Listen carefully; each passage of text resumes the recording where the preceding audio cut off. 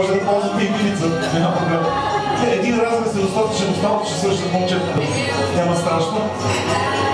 Чакай, моите да тръгнат. Добре, държете се на хубаво парче. Това е вашето парче, не твоето. Това мело неговото, това не е. То добре, съгласен съм. И аз така с жената, като седнем на едно арне, аз откъм.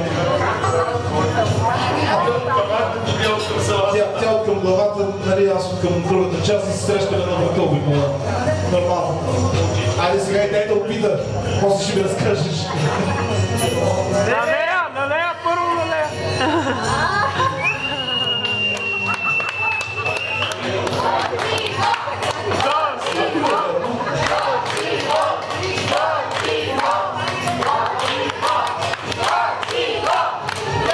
Трябва да се целувате, като казват горчиво. Обидя, ако се загуби детецата аудитория. Шедува се. Стъпете си, може да почерпите и кумовете. Кумова срама, така да почерпите и кумовете.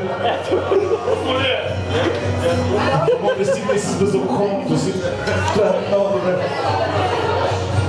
Я опитай тортата да видиш как е. Не целувай Орлин сега. Ако викат горчиво, не целувай Орлин. Не е горчива, сладка, като бъдещия им живот. Още веднъж горчиво за малка тогава.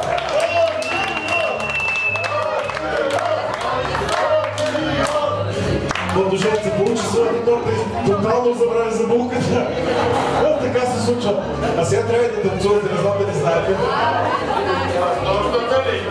Не, остави торта, ще ти я пазя обещавам. Ето това парче ви е специален поздрав от приятелите.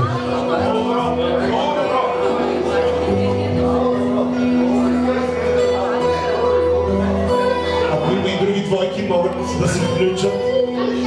В противен случай ще накарам явно да изпее.